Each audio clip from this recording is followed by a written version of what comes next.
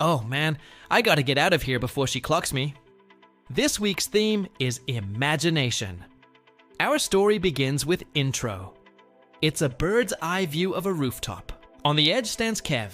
His superhero cape billows dramatically in the wind. Kev, I'm Captain NeverWrong, defender of all things unfair in North Philly.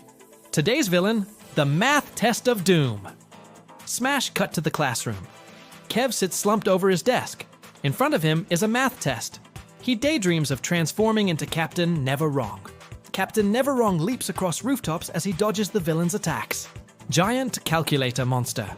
Submit, foolish child. Your answer is incorrect. Now face the consequence. It fires a ray of doom at him. Kev as Captain NeverWrong.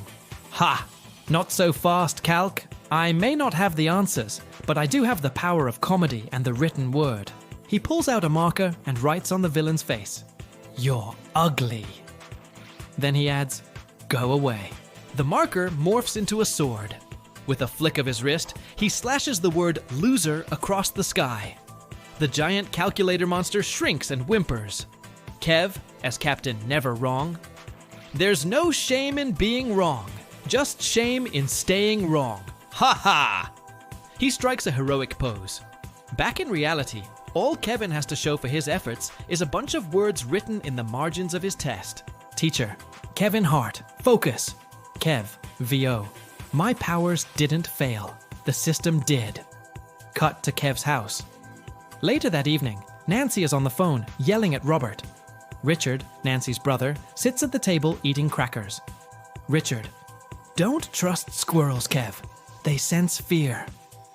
Kev, VO. Everyone's dealing with something. Even Mom. Even Squirrel Sensei over here. He walks over to the sink and looks at the dirty dishes piled up inside. An idea occurs to him. Maybe he can take some responsibility for once. He puts on an apron and starts washing the dishes. He uses a sponge on one particularly tough cake on plate. Too much force. The plate breaks. Nancy comes into the kitchen. She sees the broken plate, then she sees Kevin. She softens her voice. Nancy, softly. Thanks for trying, baby. She kisses his forehead. Later that week, Kev, Robert, and Henry are hanging out in the garage. They're looking at a pile of junk. Henry, my dad said we could use this for the go-kart. Robert, yeah, but how exactly? Kev looks at a pair of old car tires. Inspiration hits. Kev, this ain't just metal and wheels, this is our legacy. He puts on a blue shirt and a backwards cap.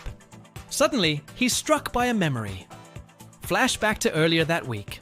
Mrs. Briggs, their teacher, shows them a picture of what the go-kart should look like. Mrs. Briggs, and for your final project, you must build one. Kev, in a dreamy voice, we'll call it the Cart of Destiny. Back in the present, Kev narrates as they begin to put the cart together. With enough junk, elbow grease, and sheer willpower, we may actually build a go-kart from scratch. Robert struggles to attach an axle to the frame. Henry holds up a dented gas can. I found a fuel source. The engine they jury rigged together sputters to life. Kev, who needs store-bought when you got homemade? We may not have the tools or the skills, but we do got heart and friendship and possibly a few loose wires. Kev turns to the camera. What could possibly go wrong? He shrugs. Everything. The cart explodes in a shower of sparks. They all laugh. Ending. As the sun sets, they all sit on the stoop outside. They're covered in grime and exhaustion. Kev, every hero's story starts somewhere. Mine? Right here, with a broken go-kart, a loud mum, and a dream that won't shut up. That was our series premiere.